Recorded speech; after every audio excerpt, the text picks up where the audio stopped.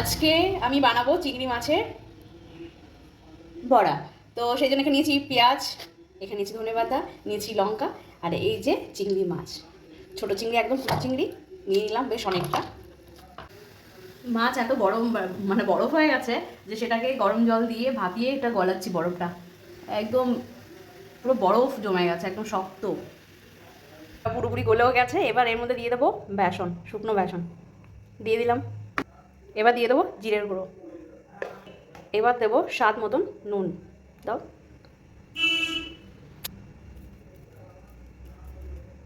এবার দিয়ে দেবো হলুদ। এবার এটাকে ভালো করে মিক্স করে নেব সব কিছু একসঙ্গে দিয়ে। এবার দিয়ে দিলাম এর মধ্যে সর্ষের তেল। এবার এক এক করে, তেলটা হিট হয়ে গেছে, এবার এক এক করে চিংড়ি মাছের এইভাবে শেপ দিয়ে ছেড়ে দেবো।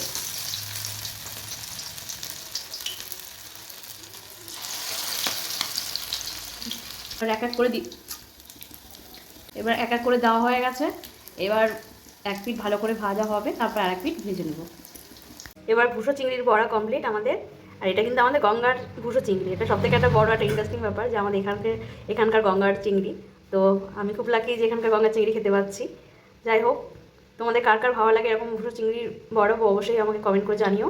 আর আমার বড়া কেমন হয়েছে বানানো অবশ্যই কমেন্ট করে তোমরা কিন্তু জানিও। টাটা।